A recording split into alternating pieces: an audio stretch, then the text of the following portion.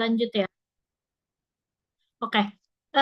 Sebelum aku lanjut, thank you so much ya Kaniken sudah mempresentasikan terkait journey-nya dari magang sampai dengan stepnya saat ini. Sebenarnya dari Kaniken ngejelasin tadi aku nyatat beberapa hal yang pengen aku tanyain. Mungkin ini pertanyaannya ada 5. Kayaknya biar efektif, aku jawab Oh, aku tanya satu persatu, bisa langsung kamu jawab aja ya.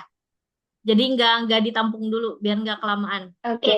yang pertama, eh, apakah dari sisi perusahaan ada penerimaan tertentu antara kamu kan sekarang udah melewati 2 fase ya, antara magang dengan tidak magang. Nah, dari sisi perusahaan tuh penerimaannya seperti apa? Apakah ada perbedaan treatmentnya ke anak magang atau sama aja nih dengan anak non magang gitu? Biar yang lainnya juga ada gambaran. Baik, terima kasih Mbak. Terkait itu, masing-masing perusahaan itu kan eh, ada penilaian tersendiri. Nah, dari pengalaman saya, karena istilahnya udah banyak pindah di perusahaan ya, itu pasti awalnya disuruh kayak cerita, apakah apa yang bikin saat ini tuh kok jadi QA. Pasti dari pertanyaan interview tuh seperti itu kan. Nah, itu selalu aku dari awal itu menjelaskan dari awal tuh startnya di magang gitu sih, Mbak.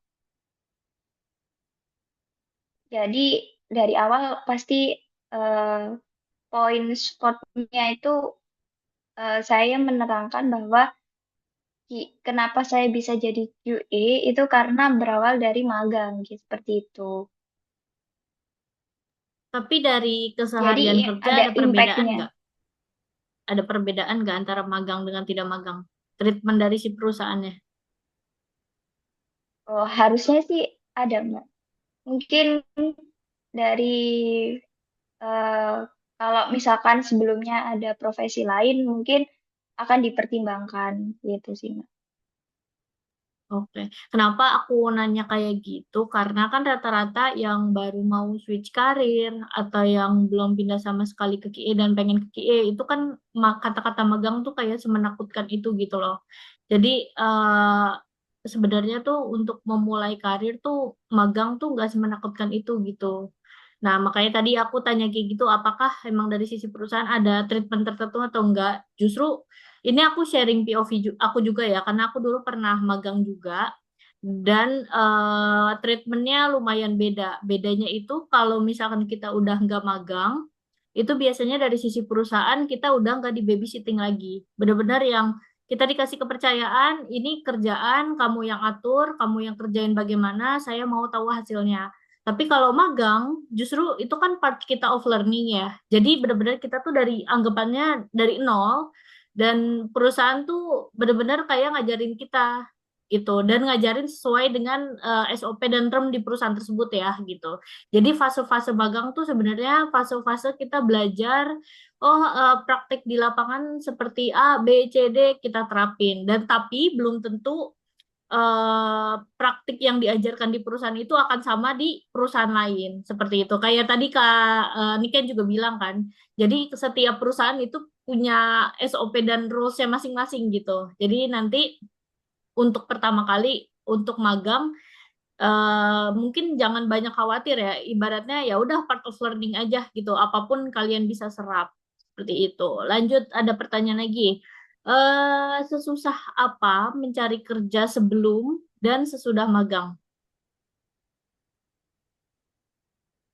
Oke, kalau sebelum magang sama setelah magang, sebenarnya sesusah apa itu tergantung tingkat kepercayaan diri kita dan keyakinan ya Kak Vita ya. Karena karena emang nanti POV-nya itu beda kalau kita sebelumnya belum magang sama setelah magang itu kayak kita tuh kalau perang itu beda. Kalau setelah magang itu kayak kita tuh udah kayak bener-bener dilatih, kita punya bekal untuk perang. Tetapi kalau misalkan kita sebelum magang itu kayak kita takut mau perang karena kita belum ada latihan nih sama sekali kayak gitu. Seperti itu Oke. sih Mbak Vita. Oke, kejawab ya. Berarti sesusah apa enggaknya berarti tergantung pribadi diri kita sendiri gitu ya. Dan sepercaya Iya, diri apa gitu. Karena menurutku ya, afirmasi positif juga itu lumayan berpengaruh ya. Yang kalau misalkan dari diri kita udah belajar, tapi ah ini nggak mungkin nih, nggak mungkin nih. Nah itu pasti ada kemungkinan yang percaya nggak percaya alam semesta tuh malah mempersulit pekerjaan kita gitu. Tapi kalau kita mikir iya. ah ini gampang bisa nih ah gitu, pasti ada aja nanti yang nawarin kayak gitu. Oke, lanjut lagi. Tips dan trik kamu sebagai anak magang apa? Yang buat kamu percaya dirinya sebagai anak magang tuh apa gitu? Eh, Dulu itu kalau magang dan aku merasa percaya diri itu ketika eh, skill yang udah saya dapat, ketika udah selesai magangnya tuh eh, aku selalu tanya ke pembimbing magang, ke mentornya. Sebenarnya udah layak belum nih skill aku untuk berkembang ke karir selanjutnya kayak gitu. Jadi selalu kayak setelah ada skill baru minta feedback. Terus di sana tuh dikasih latihan gitu Mbak. Jadi gimana cara kita berpikir sebagai QA, gimana kita memecahkan sebuah isu, gimana kita bisa meringankan beban developer. Jadi kita diajarin apa sih hal unik yang dari kita, potensi dari diri kita sendiri yang emang orang lain tuh belum punya.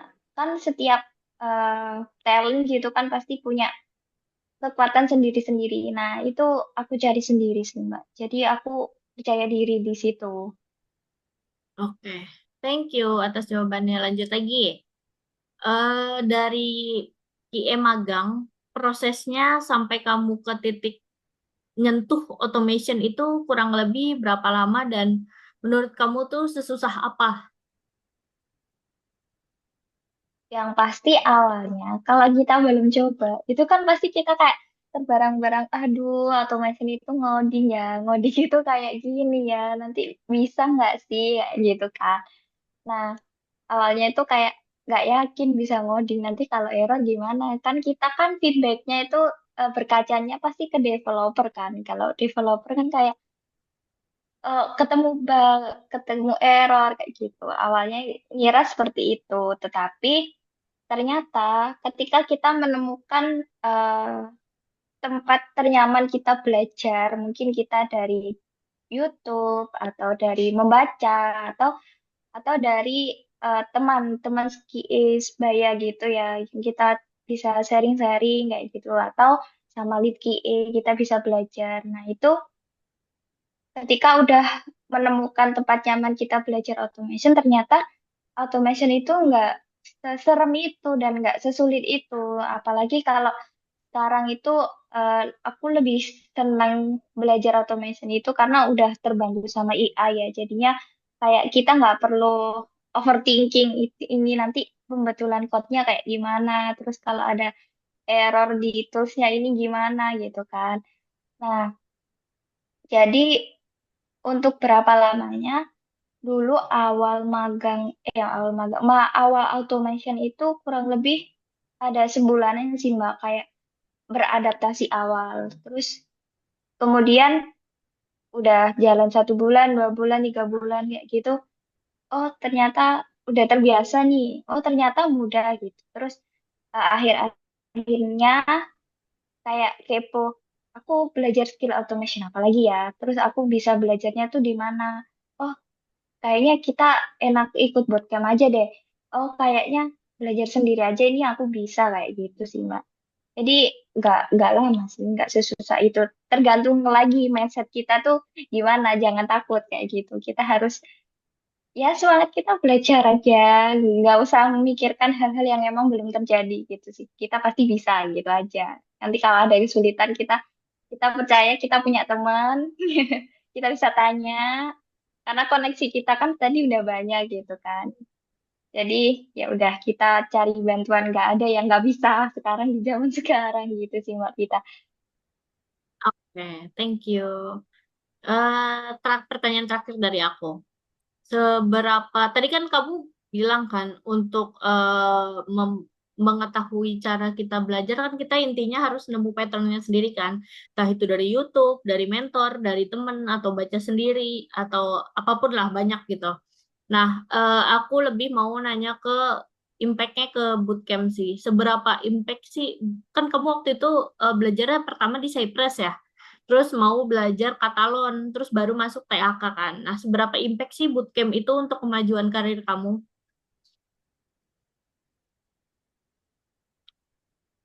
Oh, eh kalau ngomongin impact, kita tuh nggak tahu ya, maksudnya impact kita itu untuk saat ini atau untuk ke depan kita nggak tahu. Jadi kalau ngomongin impact, pastinya pasti ada impact. Tapi kapannya impact kita itu nggak tahu. Biasanya ke depan kita dapat misalkan proyek katalon kayak gitu kan kita nggak tahu ya. Nah jadi kalau impact itu pasti ada impact. Nah untuk kondisi saat ini itu untuk katalon itu belum terimplementasi di pekerjaan. Tetapi untuk hal itu ada impact ketika nanti kita misalkan ada buka opportunity dan kita melakukan interview dan kita interview teknikal gitu kan sama lead QA kayak gitu. Nah, ketika ada pertanyaan mengenai Katalon, pasti kita itu kayak nggak asing dan kita bisa menjelaskan bahkan kita itu punya portofolio buat menerangkan bahwa kita tuh bisa tuh Katalon gitu sih. Atau nanti ke depannya kita dapat project freelance katalon gitu kan sangat powerful ya gitu. Skill-skill yang emang kita itu sebelumnya itu nggak tahu kita ikut bootcamp. Terus kemudian ternyata ilmu bootcamp ini menjadi penghasilan buat kita di masa depan kayak gitu kan kita nggak tahu makanya kita tuh harus aktif gitu teman-teman buat skill-skill kita itu jangan oh aku udah bisa nih ya udahlah tapi kita harus bisa gimana skill kita itu kalau bisa ke depannya itu ada banyak orang yang membutuhkan kayak gitu. Gimana orang-orang itu tertarik sama skill kita dan kita dibutuhkan. Jadi itu akan powerful di masa depan kayak gitu. Jadi mindset yang kita terapin tuh harus satu langkah minimal satu langkah lebih maju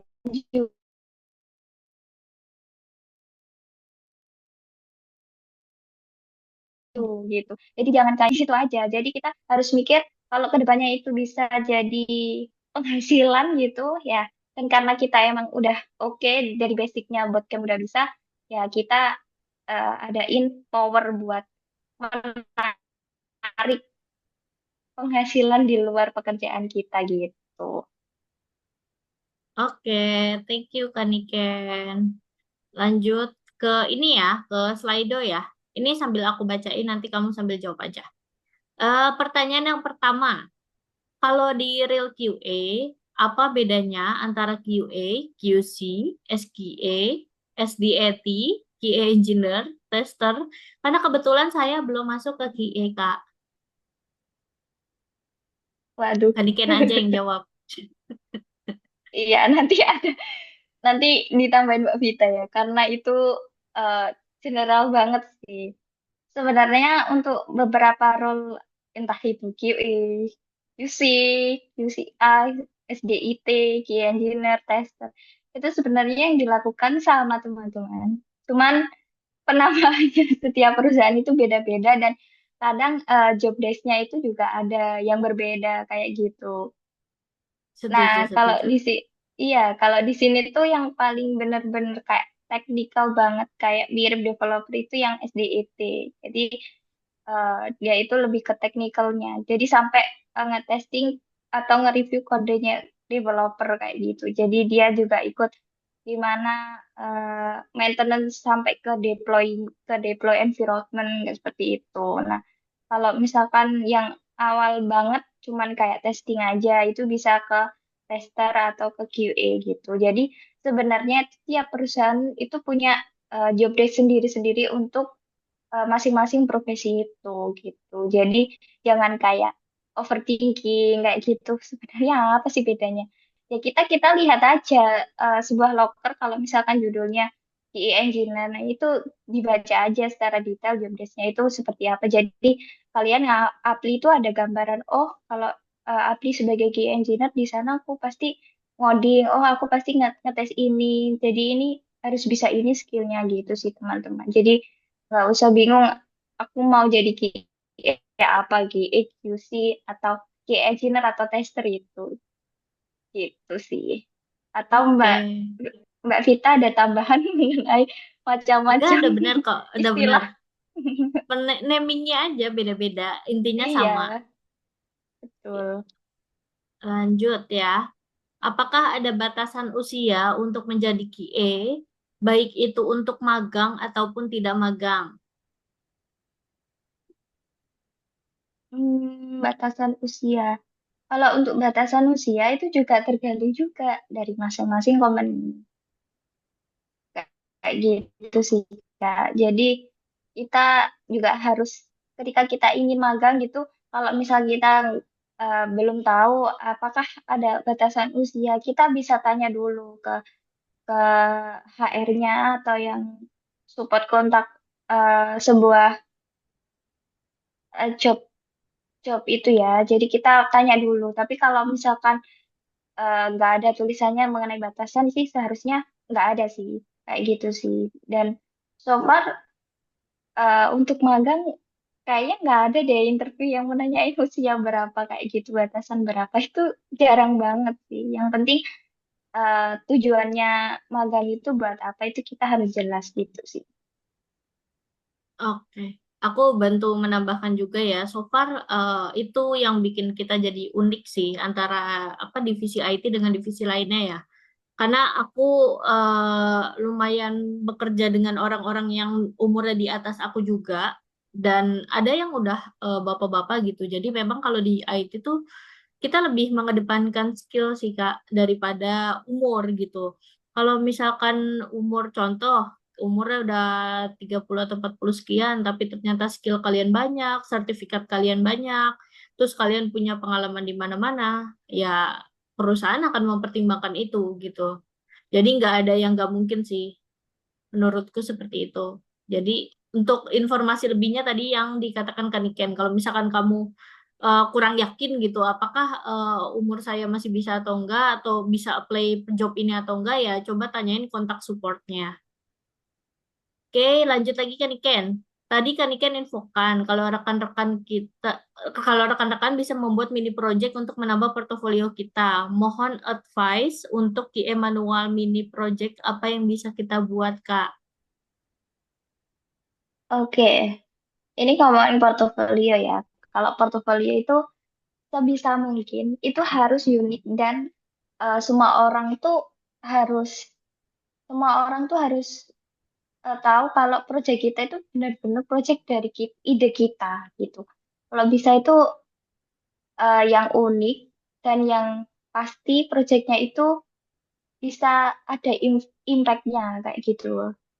Nah, kalau untuk mini project manual, kita bisa kayak ngebikin gimana cara kita testing testing manual di suatu aplikasi gitu ya. Banyak aplikasi yang emang open source, tapi kita harus punya poin unggul dari KI lainnya. Misalkan kita nanti buat test case-nya itu ada tambahan apa gitu ya di step-nya atau ya apa yang mungkin itu sebenarnya banyak KL lain yang lupa untuk mencantumkan hal itu kayak gitu.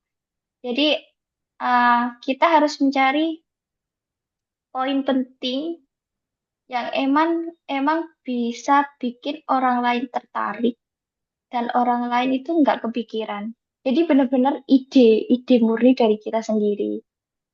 Kayak gitu. Kalau untuk sekarang sih, kalau QA manual mungkin kita bisa copot atau cari website gitu ya. Nah, kita hunting bug aja. Misalkan kita mau hunting bug Tokopedia kayak gitu. Kita izin aja buat test case, kemudian kita eh, uji satu fitur di Tokopedia dengan lengkap tes. test case-nya kayak gitu. Terus gimana sih cara kita mereport hasil testing kita? Nah, itu caranya kita membuat test case itu harus harus benar-benar menarik gitu. Itu kalau manual tuh sejauh ini untuk portofolionya bisa seperti itu sih Kak. Itu sih. Oke, thank you. Lanjut lagi. Kak, tips dong dari background kuliah non-IT bisa switch nggak nih ke QA? Kalau kuliah non IT bisa switch ke QI bisa sih, banyak orang-orang yang emang jurusannya bukan non IT itu ke IT itu banyak. Jadi nggak melulu juga switch ke QA. Kadang juga bisa nih jadi back end teman saya yang emang dia jurusan matematika gitu tiba-tiba jadi back end kayak gitu. Terus jurusan ekonomi atau pertanian. Bahkan ada yang jurusan guru olahraga sekarang jadi back end terkenal juga ada. Jadi nggak ada sih hambatan buat switch ke karir IT karena dunia IT juga luas. Nah, untuk kuliah non IT bisa switch ke QI, pastinya bisa. Asalkan yaitu kita harus tahu stepnya gimana sih kita benar-benar niat eh, atau emang ingin berkarir ke QA, kita harus benar-benar paham dari awal gitu dan kita harus tahu prosesnya itu gimana.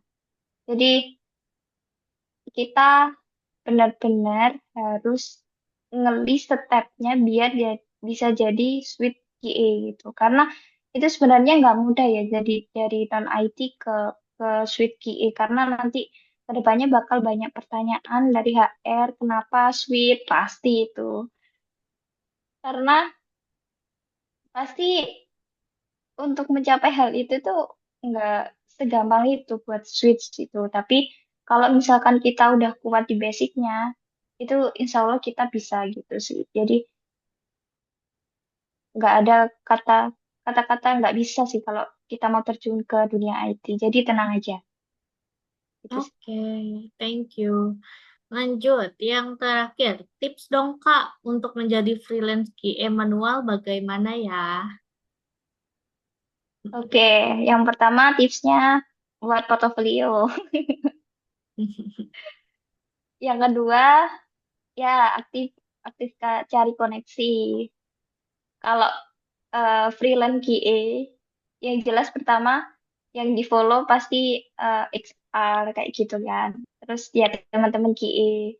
Terus kita itu bisa join ke telenya Iska. Itu ada kayak locker macam locker-locker gitu. Barangkali nanti ada yang share terkait info freelance kayak gitu. Nah, lalu lalu ya kalau kita ada lowongan QA freelance ya kita langsung apply aja nggak apa-apa. Kita pede aja. Tetapi ya kayak itu portofolio kita itu harus bagus gitu sih. Nah, biasanya kalau freelance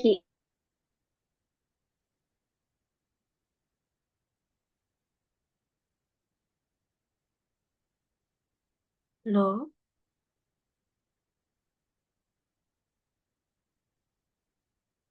ini internetku yang gak stable apa panikin ya? enggak Mbak aman. Oke, oke. Tadi ini nge-stuck gitu. Oke. Oh, oke.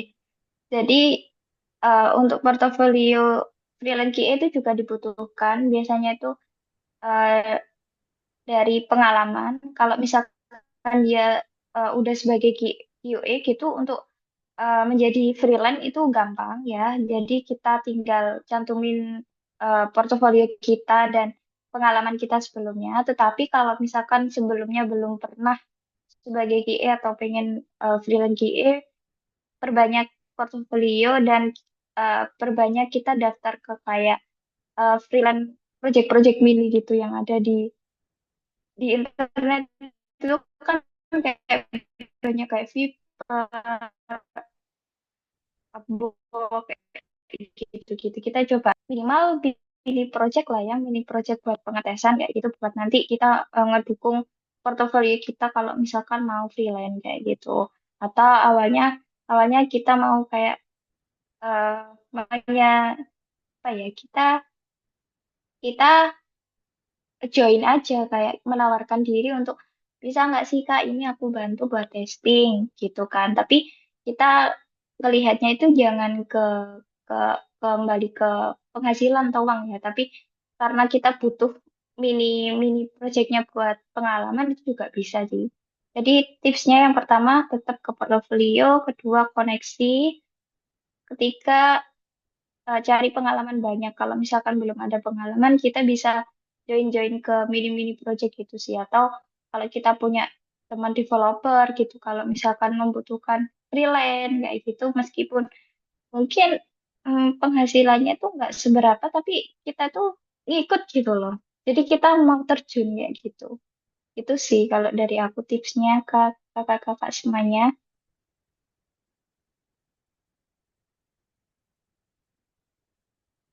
Ayo, ada pertanyaan lagi.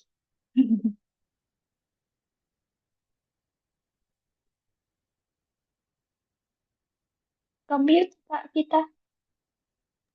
Halo? Oh iya, sorry.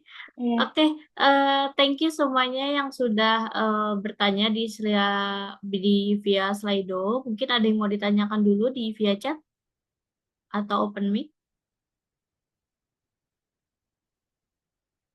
Oh, mungkin belum ada ya Kaniken. Mungkin bisa dilanjut dengan ini Kaniken. Kemarin Kaniken punya ebook atau punya produk tersendiri ya yang mau di-share. Oh iya iya, bentar.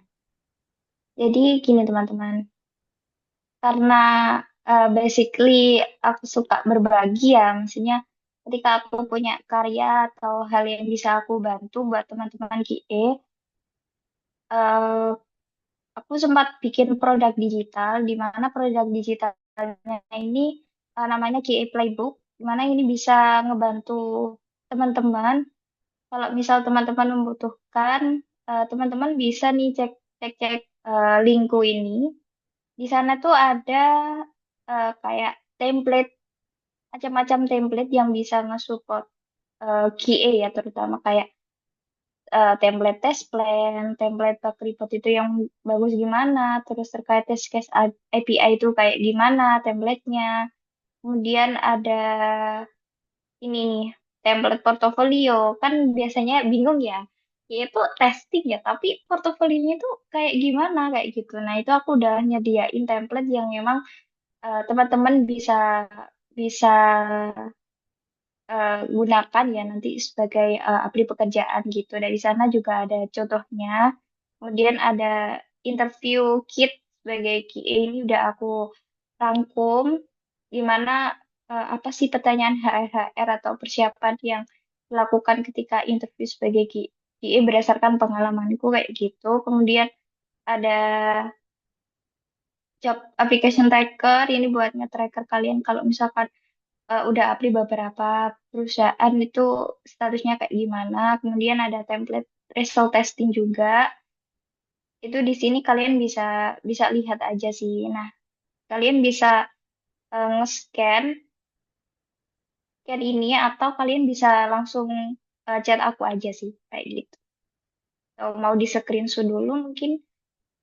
Nanti mungkin boleh share linknya juga ya Kak. Sekali ini boleh ditampilin dulu. Nanti boleh share linknya aja di grup channel WhatsApp. Dan nanti Boleh. yang lainnya boleh akses juga. Oke, gitu sih teman-teman. Jadi kalian tenang aja. Dari tadi kan aku juga ngomong portofolio. Mungkin ada dari beberapa kalian yang emang dibuat kayak gimana sih portofolio QA itu kan pasti kayak gitu. Nah, nanti kalian bisa lihat ini aja sih gitu. Dari aku cukup Mbak Gita. Oke, terima kasih. Sekarang saya yang izin share screen ya. Tunggu sebentar.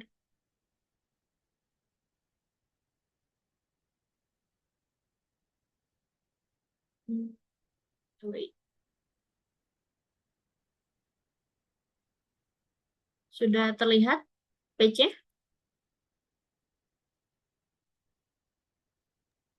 Aman. Aman ya, sudah ya. Oke, jadi saya mau sharing sedikit terkait tes aplikasi kamu. Jadi kalau misalkan kalian mau tahu tes aplikasi kamu tuh apa sih, kalian bisa browsing di tesaplikasikamu.com yang dimana nanti di sini ada penjelasan tentang terkait kami, terus project kami, terus bootcamp QA. Nah, untuk yang saya mau sharing kali ini bukan terkait keseluruhan websitenya, tapi kita mau memberitahu bahwa TAK tuh ada dua services yang dimana yang pertama itu kita ada Project QA, yang kedua itu ada bootcamp. Nah, untuk masuk ke Project QA ini kita memang kan saat ini vendor bukan yang terus-terusan datang ya. Cuma kita ketika ada kebutuhan vendor, ada beberapa vendor yang langsung datang ke kita. Kayak misalkan, Mbak, saya minta kebutuhan QA dong, beberapa QA, entah dia tinggal nyebut levelnya kayak junior, intermediate, atau senior, nanti butuh berapa. Terus dari sisi kami menyediakan, nah biasanya dari vendor tuh actionnya nggak lama, karena dia langsung ke kita. Nah, biasanya untuk project ini yang dikasih privilege adalah ex-mentee kita, mentee itu student, dan alumni siswa dan siswa kita gitu. Nah, untuk jadi siswa sama alumni siswa kita gimana sih, Kak? Jadi kita ada program bootcamp yang dimana bootcamp ini tidak setiap bulan dibuka. Jadi kalau bisa diperkirakan sekitar 3 bulan sekali kita baru buka. Dan per batch, saat ini batchnya di 12, nanti batch 13 ada di tahun depan, kurang lebih di bulan Februari, yang dimana kita punya beberapa pilihan kelas. Kelasnya itu tenang aja, kelasnya online untuk kalian para pekerja yang, Kak, aku kerja shift atau administrasi atau apa, nggak bisa nih. Nah, ini ada beberapa pilihan kelas yang dimana kita kelasnya itu ada yang weekend, terus ada yang satu kelas automation yang dia di kelas weekday, tapi di malam hari. Jadi ibaratnya kita kayak kuliah malam. Nah, di sini ada kelas QA manual. Nah, ini QA manual cocok untuk yang mau tahu atau menapaki karir di dunia QA. Jadi di sini nanti kalian akan belajar fundamental QA, terus gimana caranya jadi QA, terus membuat eh, buat portofolio kan pasti butuh test case kan, atau test case scenario. Nah, ini buatnya di sini semua. Nanti kalian belajar tentang API dan lain-lain. Nah, kalau misalkan kalian mau paket dari manual ke automation bisa ngambil kelas QA Engineer. Jadi di sini manual kelas ini bundle kelas ya, plus Selenium Python. Ini jadi nanti kalian bisa otomatisasi Selenium itu website. Website bisa diklik otomatis pakai sistem.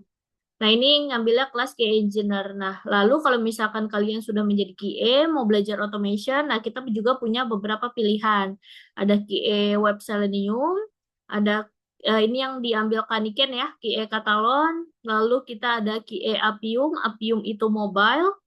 Lalu untuk kelas yang lainnya ini so far masih on hold, jadi saya nggak bisa showing. Lalu yang saya mau kasih tahu itu ini lumayan penting ya. Kan kalau bootcamp di TAK itu pasti kita dapat dua kan. Raport, yaitu hasil penilaian kalian, kayak kalian sekolah, kalian ngikutin misalkan 6 sesi, nah itu setiap sesinya pasti ada exercise, bahkan ada final exercise, yang dimana dinilai langsung oleh mentornya yang akan dijadikan portofolio kalian. Nah, selain itu, kita punya program baru di tahun depan yang dimana kalian boleh mengikuti extension certification. Jadi TAK kerjasama dengan BNSP, ketenaga kerjaan ya, yang dimana nanti ketika kalian mengikuti sertifikasi ini, kalian akan disertifikasikan sebagai IT Quality Assurance dari ketenaga kerjaan. Jadi sebagai bekal kalian juga ketika kalian mau habis lulus nih, mau apply ke QA, kalian bawa 3 dokumen, 4 deh. Yang pertama sertifikat, yang kedua raport, yang ketiga portofolio hasil dari kalian bootcamp, yang keempat adalah si sertifikat BNSP ini. Jadi ketika kalian lulus bootcamp di TAK, kalian punya 4 dokumen tersebut sebagai penguat kalau kalian sudah siap bekerja sebagai QA. Seperti itu. Dari saya kurang lebih sudah menjelaskan terkait TAK ini. Lalu nanti misalkan kalian nextnya saya buka pendaftaran, itu ada di LinkedIn ya. Nanti LinkedIn TAK, tes aplikasi kamu, kalian cari aja. Pasti nanti ketika pendaftaran akan diinfokan di situ. Nah, untuk kalian yang ngikutin webinar, kan di awal-awal itu ada form webinar ya. Nah, itu akan sudah dikirimkan email oleh saya sama Mintes. Nah, itu ada kode referral yang dimana nanti di pendaftaran nextnya kalian akan dapat promo tambahan dari kita karena udah ngikutin event yang kita selenggarakan. Seperti itu. Dari saya kurang lebih eh, cukup. Dari Kak Niken ada lagi yang mau ditambahkan?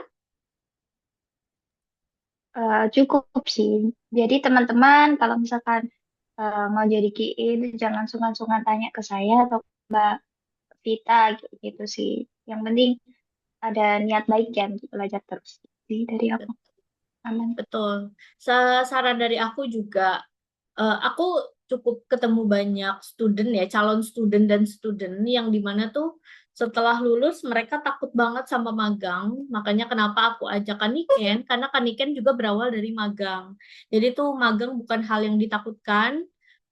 Mungkin ada beberapa pandangan orang lain selain skill ya kan Iken, mungkin beberapa mikir kalau magang gajinya kecil nih gitu. Jadi lupa nih sama tujuan awalnya, harusnya tujuannya untuk portofolio buat nambahin mini project, tapi malah tujuannya beda, malah mikirin uangnya duluan. Nah, semoga dengan adanya event ini kalian bisa ngebuka wawasan, buka pintu bahwa kalau kalian mau belajar niatnya selalu afirmasi positif, jangan overthinking, jalanin aja apa yang sedang dijalankan ya. Untuk menurutku untuk switch karir pertama tuh 1 sampai 2 tahun belajar tuh proses kalian benar-benar learning ya. 1 sampai 2 tahun. Nah, baru setelah 2 tahun tuh kalian boleh memilih apa yang kalian mau dalamkan gitu. Mau automation apa kek, mau kalian ngerjain project kan, atau yang lain seperti itu. Oke, saya kira cukup. Sebelum kita tutup, kita mau adain foto bersama dulu. Kira-kira ada yang bisa buka kamera? Kak Morgan, Kak Abdillah, Kak Aprianto, sama Kak Yuda?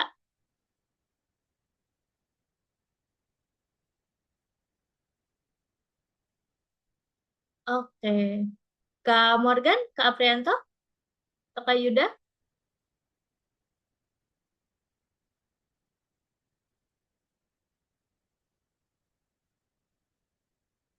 sudah? Oke, gak apa-apa, yang bisa saja. Ya udah, sebentar, saya siapkan dulu screen capture-nya. Oke, gaya dulu, gaya terbagus. Habis ini saya hitung 1, 2, 3. 1, 2, 3. Oke. Terima kasih teman-teman yang sudah hadir. Mau infokan juga untuk yang sudah daftar formnya, nanti sertifikat akan dikirim berbarengan dengan sesi terakhir dari event webinar yaitu minggu depan. Oke, saya tutup hari ini. Thank you semuanya yang sudah hadir. Thank you juga Kaniken udah jadi speaker. Saya tutup. Assalamualaikum warahmatullahi wabarakatuh. Selamat sore. Bye-bye.